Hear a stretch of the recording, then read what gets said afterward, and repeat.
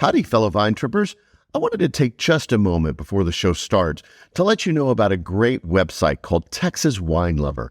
They can be found at txwinelover.com. And they have a comprehensive website that can become your go-to site for information on Texas wines, winemakers, and the wineries that can be found in this state. They even have a phone app that you can download, and that will help you plan your route to create your own wine trip. So make sure and check them out at txwinelover.com.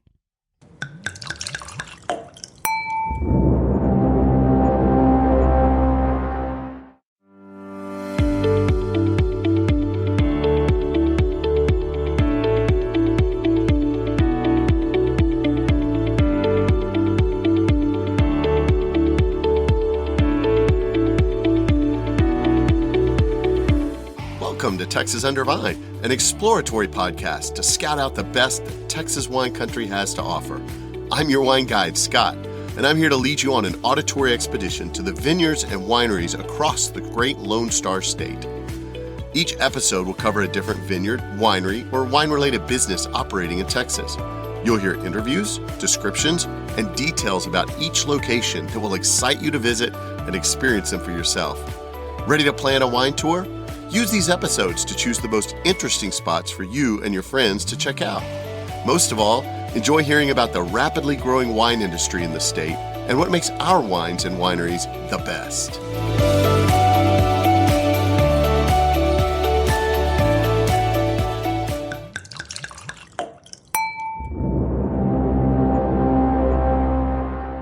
Hello, fellow Vine Tripper.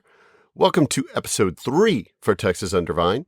Today, I ventured out to a very close location in Austin, to me, an urban winery called Bent Oak Winery in Cedar Park, which is a suburb of Austin.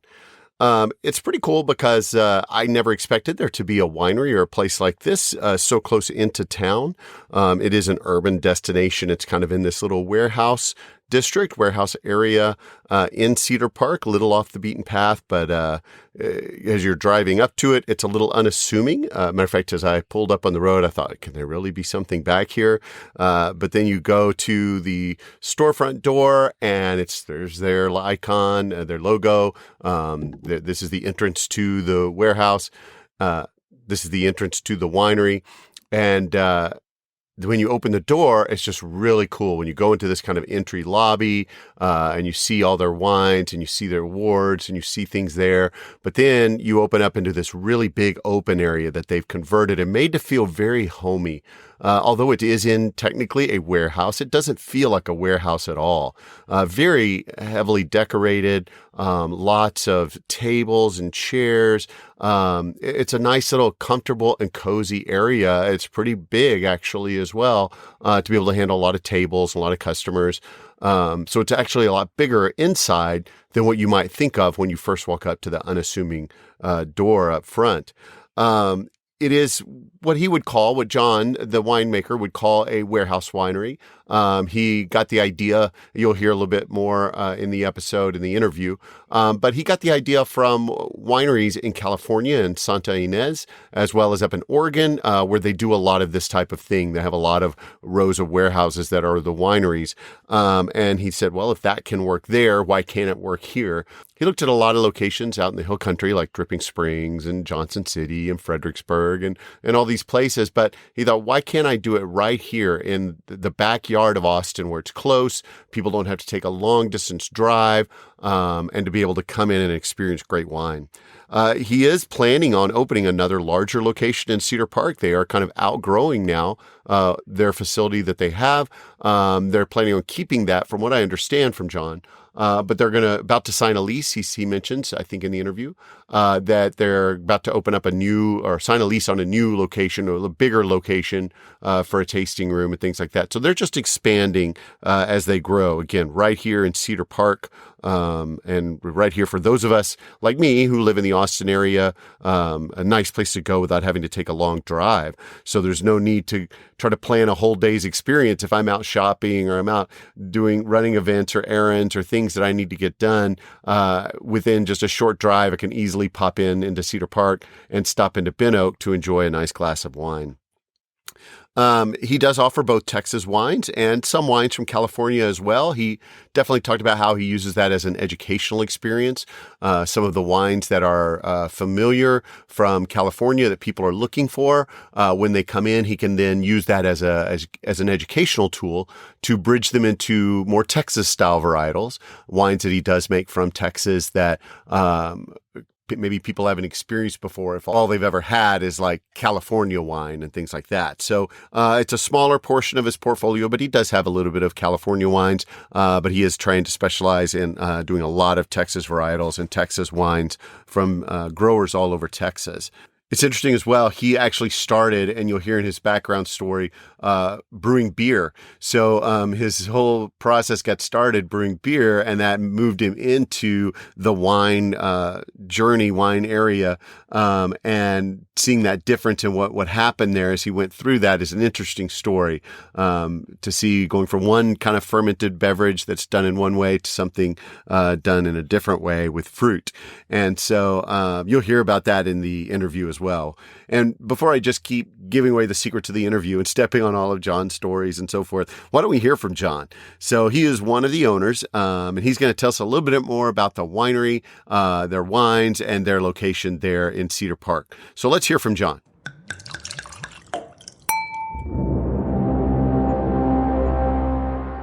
Okay, so I'm here with John Catalano, one of the owners and the winemaker here at Bent Oak Winery here in Cedar Park, Texas. So tell me a little bit about yourself, John. What got you into the wine business? Well, it was my wife, actually. I started off brewing beer as a hobby. We were stationed in Europe in the Air Force and would travel all over, just fell in love with the beers and wines. But in 1990, when we came back to the States, we were working at Fort Worth, and it was a beer desert. There was Coors Light, Bud Light, and Lone Star, and I told my wife, oh my gosh, we need some of the beers that we enjoyed over in Europe. So she bought me a home brew kit.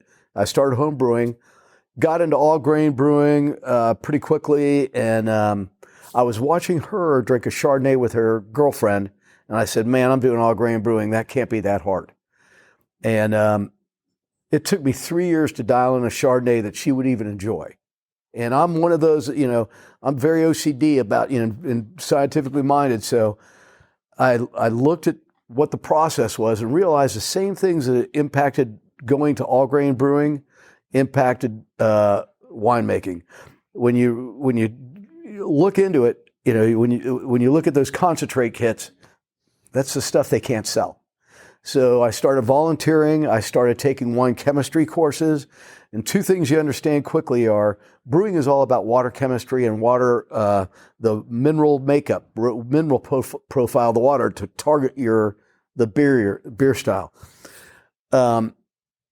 Wine is all, a grape is a biochemical manufacturing plant all of its own. So you're not adding water or anything. It's all about organic chemistry. And so I had to dust off organic chemistry from high school, and so I started taking chemistry courses, volunteering. I eventually went back to school to Texas Tech for viticulture and then enology, and we all this is our bad retirement plan. Decided, after high tech for many years, decided to invest it all in starting a winery. So that's what got us into it. I've been making wine for over 17 years. I've done some consulting winemaking with people, and it was just enjoyable to start our own label, and that's what we did. Initially, this was going to be a temporary location while we found our little destination winery on the 290 trail or Marble Falls or Dripping. But when we started talking about that, the people in Cedar Park and North Austin said, please don't leave us. And so we stayed put. Well, tell me a little bit about this location's history. How'd you get it started? You talked a little bit about that a moment ago, but how did you get started here, and what is the history of this location? Sure, be glad to. When Debbie, who's my partner back there, Audrey, Marilee, and I were looking at possible business models, one of the things we saw were places in like Santa Ynez. You have row and row of, and you see this in California quite a bit, and also in Oregon, warehouse wineries. And so we thought, gosh, it'd be easy to start one up. It's not. You've got to get it outfitted like a winery. You got to get it plumbed like a winery. Beneath one of these tables is a 100-gallon-per-hour grease trap. No grease in winemaking, but you still needed one because the city had never had a winery before. So there's a lot that has to be done. So we decide we're going to go all in, and that's where in working with the city, kind of walking through what a winery does. We've invested a lot of education in the city, and the city has actually been Cedar Park has been really good to us, and with minor, sometimes they'll come in like you saw in our winery warehouse up there, our operations building, where we're putting in yet another solids trap to satisfy their requirements. Also running this power requirements for a winery are a little bit unusual. It's not just like a regular warehouse where you're running 110. You're running 220, 230, 30 amp, 3-phase, for the type of winery equipment. So, but in the end, we've loved operating here because we hear things we can't, we don't want to drive 80 miles for 2 glasses of wine, then have to worry about driving back. And a lot of what we hear in the Austin area, because this is such a tourist attractive city, we're in town for XYZ. Maybe it's a wedding, or maybe it's just a family gathering, or a friends gathering, or South by Southwest, or what have you. We only had a couple hours. We can't drive all the way out to Dripping Springs, but man, we've got a winery right here. So we've been able to enjoy that type of foot traffic, and it's driven our membership to 500 members, and so we're kind of like the little Cheers of Cedar Park. Was there a story behind the name of the location? Yes, yeah. When we shook hands with our first grower, Big Al Kazarian, Audrey and I went to our favorite winery. It happened to be in California, Lambert Bridge. They're outstanding if you ever go there. And if you like Merlot, Jen there, the winemaker, does an outstanding Merlot. But we both got our favorite glass of wine, and we went out to their garden seating area and talked about all the things you do when you start a company. We shook hands, and we hadn't even started the company or named it yet. And so I'm talking about cash flow and what the partnership should look like and things of this nature. And my wife sees this beautiful oak that was bent over from prevailing winds. And she starts talking about the tree. And I said, Audrey, who cares about a tree? And the next thing you know, we're both talking about it. It's just such a lovely tree. It just bent, So I took a picture of it. And I said, oh my gosh, bent oak. And there was Bent Oak Apartments, Bent Oak Lumber, but no Bent Oak Winery. So you go daddy, you start locking down the domains, and then we called Debbie and Marilee and said, hey, you guys want to start a winery? And it went from there. So tell me, where do you source your grapes? Mainly from the Texas High Plains. We go with Pepperjack Vineyards just outside of Brownfield.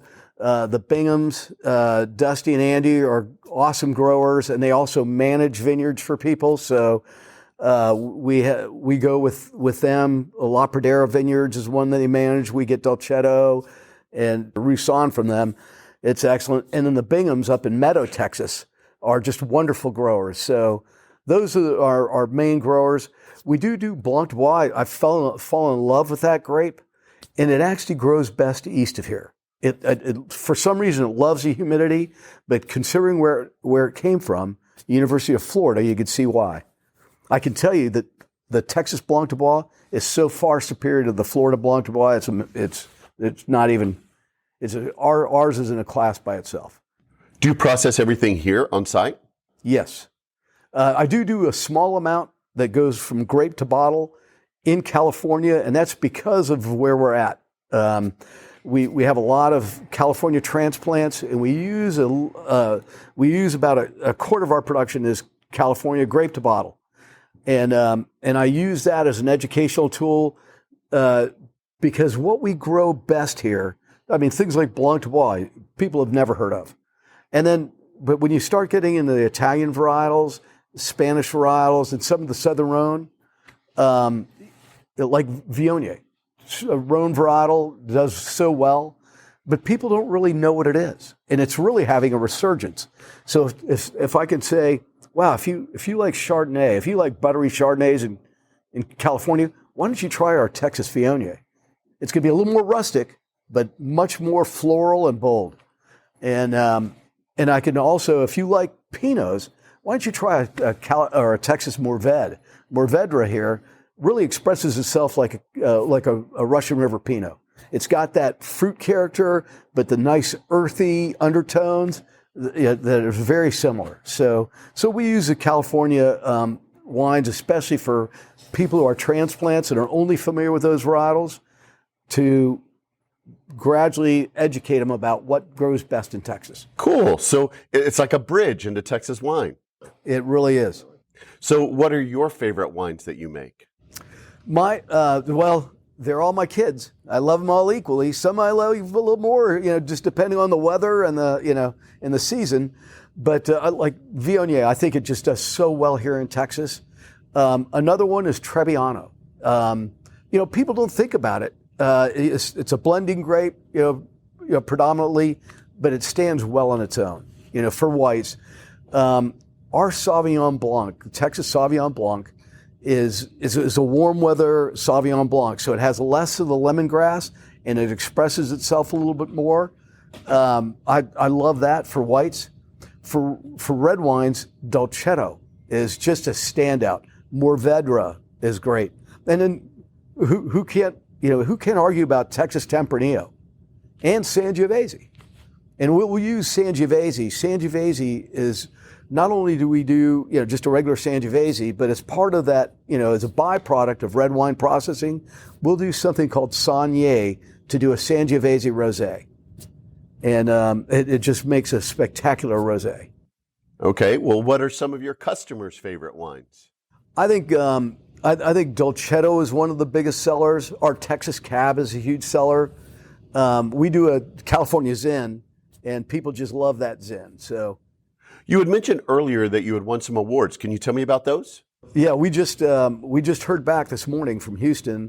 Our Zin, our Bertapelli Zin, was got a double gold top reserve wine in the top reserve category, and our Sauvignon Blanc, our Texas Sauvignon Blanc, was top Texas Sauv Blanc. Congratulations, that's great. So what does a listener need to know about coming here to do a tasting? Fees, hours, reservations needed? What are the details they would need to know? Sure. We're open Wednesday through Saturday from 1 to 7, and then Sunday 12:30 to 5. And so Wednesday through Sunday, reservations are requested, but not necessary. Walk-ins are welcome. What we learned from COVID is people like the reservations.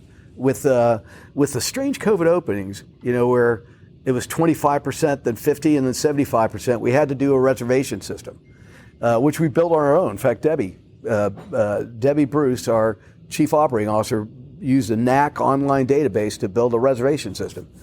And because we come from IT, but what we found is our customers really like that. They like to know, hey, we've got a table, especially when we're doing music on Fridays or Sundays. They like to know they got a table and they have their pet tables. So, but walk-ins are welcome. For a tasting, do you have a set flight of wines that you give, or does the customer choose? We do. We have a set flight of wines, 5 wines. Tastings are $20. You get a logo glass to take home with you. And it's a set of 5 wines, and we rotate. We do about 20 varietals.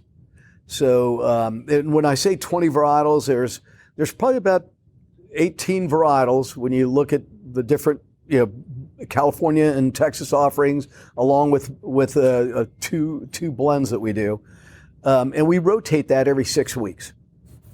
So it keeps it fresh for frequent visitors, our members.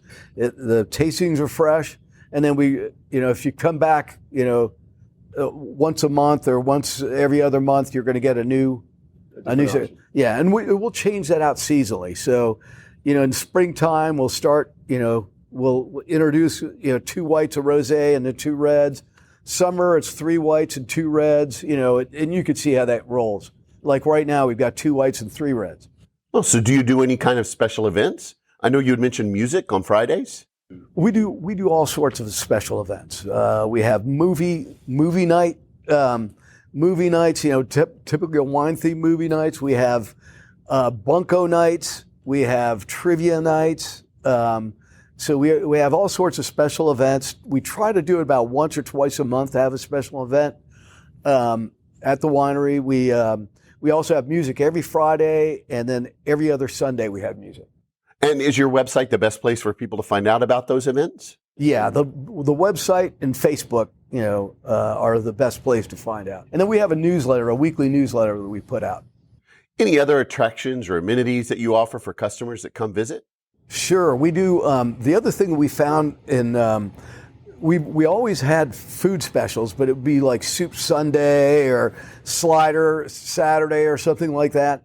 But what we found during the initial parts of COVID, when the initial openings, you had to have 51% of your revenue had to be something other than alcohol. And so we had a pretty strong food, we had a food menu that we all offered. So even though we don't really have a super big commercial kitchen, just crock pots and, one of those ovens, we were able to show a history of serving food, and people just fell in love with our food specials. So we actually do food specials Friday, Saturday, and Sunday. And then we'll pair them like we're doing Brian's butternut squash paired with Texas Vio. And then we rotate. We rotate amongst the owners and managers on who's cooking for the week. So if someone came in, they loved what they tasted, and they wanted to join the wine club, tell me what the details and benefits of that are. Oh, they're great. We have what's called the Bow Wow Wine Club. Ben Oak Winery, wow, these wines are great. And we love dogs, as you can see. And so there's a 3-bottle and 6-bottle membership. And the members get a free glass of wine for themselves and a complimentary glass of wine if they bring a guest. That we'll extend the complimentary glass of wine to their guest, or a free tasting or complimentary tasting for the guest anytime they come in. So we will do for pickups, wine pickups. It doesn't cost anything to join, and you get discounts on your wine purchases. And there are 4 wine selections a year. And we bring in food, we cater in food for those. It's a big pickup party. We close down the winery for, it's members only pickup, and we bring in food, music, and make a big pickup party weekend for the members. Do you provide shipping for people that may not live in this area? Oh yeah, we ship to at least 5 states now: North Carolina, South Carolina, Virginia, Ohio, California, New Mexico, Florida. Do you allow families with children and pets to come in? We're kid and dog friendly. Just keep your kids on a leash. And no, we're kid and dog friendly. So all of our tastings, you can see here, all of our tastings are seated tastings. We want people, when we looked at turning this into turning a warehouse into a tasting room, as you can see, we've kind of decorated like you're coming into your own living room or family room. So we wanted people to be able to sit down and enjoy their wines. We looked at the things we didn't like and decided, there's not going to be a bar or anything like that.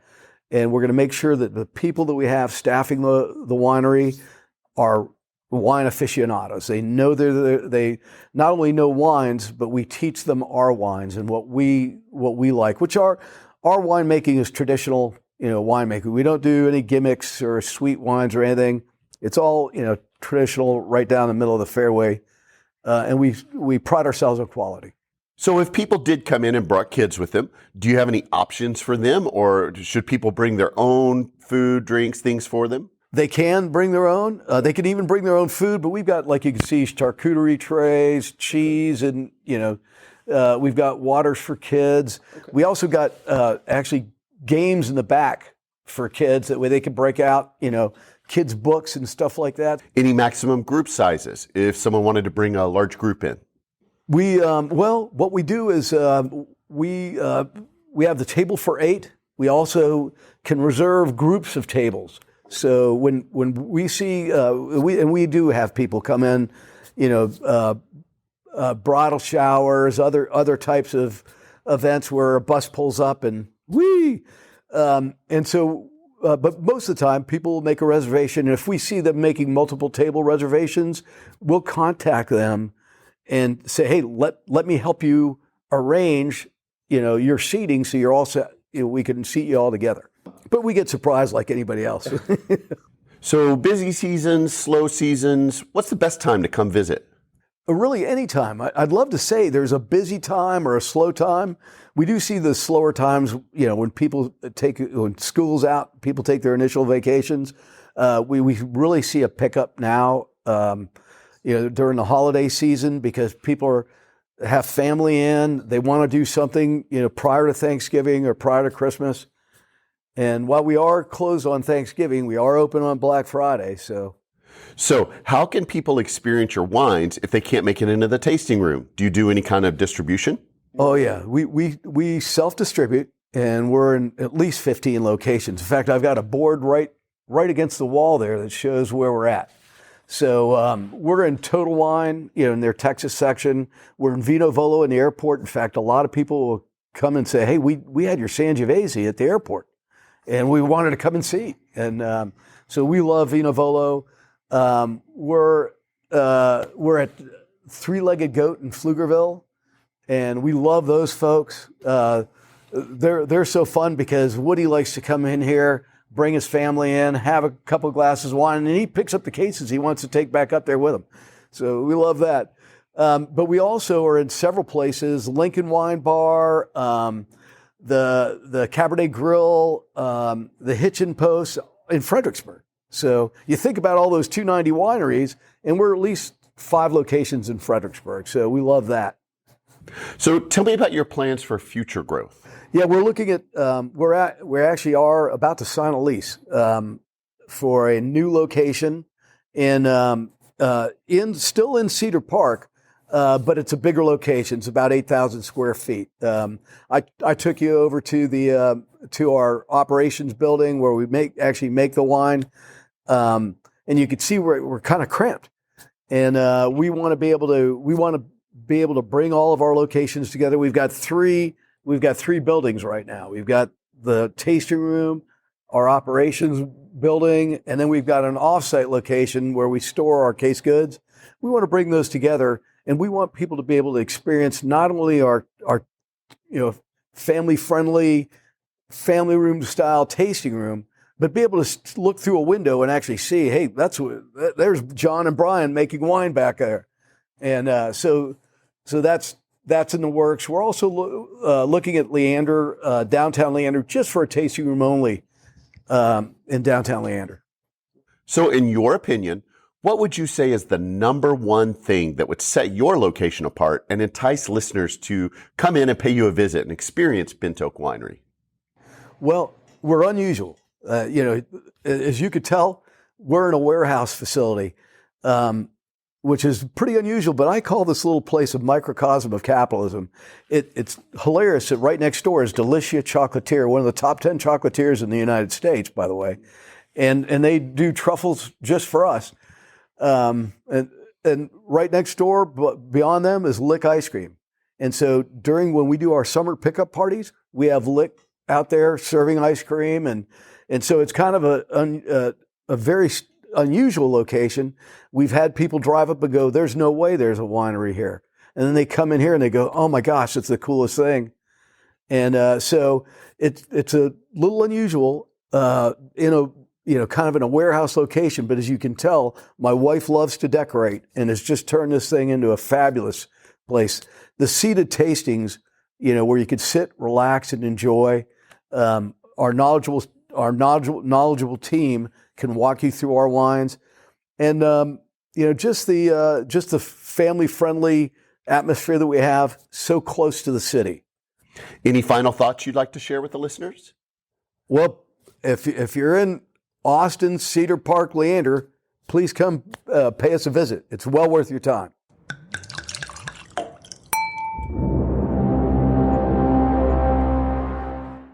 All right. Thank you, John. So as you can tell, this winery has a lot to offer for such an unassuming location. It's like I said, in this warehouse area in Cedar Park. He brings a vision of these warehouse wineries from Santa Ynez in Oregon to Austin, and hoping to see that grow here.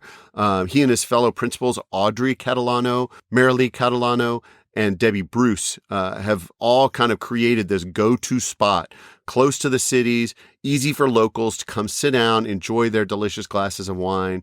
And they offer many different varieties to hit lots of wine palates. They have everything from dries to sweets, reds, rosé, whites, just about anything you could hope for. He's going to provide something that's going to hit your palate. John confessed to me that his wife, Audrey, loves to decorate. So you'll see a very fantastically decorated tasting room when you come in.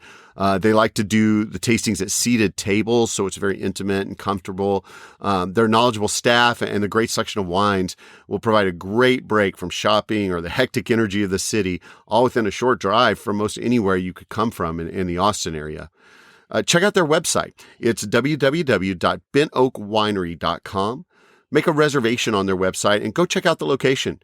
Kids are welcome, and they even have some games and some things available to entertain the kids while the adults can sit down and enjoy their wine. When you go, make sure and tell them you heard about it on this podcast. As we close up episode 3, I'm headed back out of Austin to the Hill Country again to hit up a few more destinations. I'm planning on moving out further throughout Texas, but as I'm starting this, I'm focusing, again, on locations that are closer to my home of Austin. If you're anxious to help me visit wineries in other parts of the state, maybe near you if you live all over Texas, please subscribe to my Patreon and become a patron and supporter of the show. As it grows, I'll be moving further out of this circle of mine to see other parts of the state, and supporters can help me get there quicker. Check out the link to my Patreon page on my website, texasundervine.com. So subscribe to the podcast, follow my socials to be notified whenever the next episode is posted. Until next time, happy trails and bottoms up, y'all.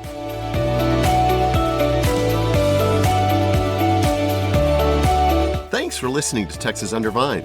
We strive to provide you with the best information about wine businesses all over Texas.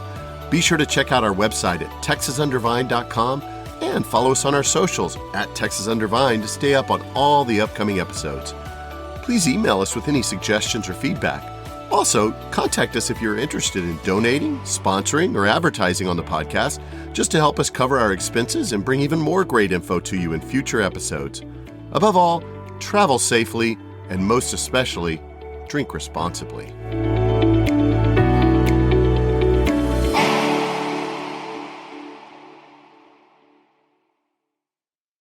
Don't forget to also check out the Texas Wine Lover website and their phone app. If you want to plan a trip to the wine destination I talked about in this episode, the site for Texas Wine Lover and their phone app that you can download will really help you organize a trip so you can go see them. You can check out all of the goodness that I got to experience while I was there. But as you're planning your trip, while you're on their website or their app, you can also find out things like accommodations, restaurants, and even some fun events and things that are going on at the wineries, and maybe even find one that you want to experience as part of your wine trip that you never even expected. So check them out. Again, it's txwinelover.com.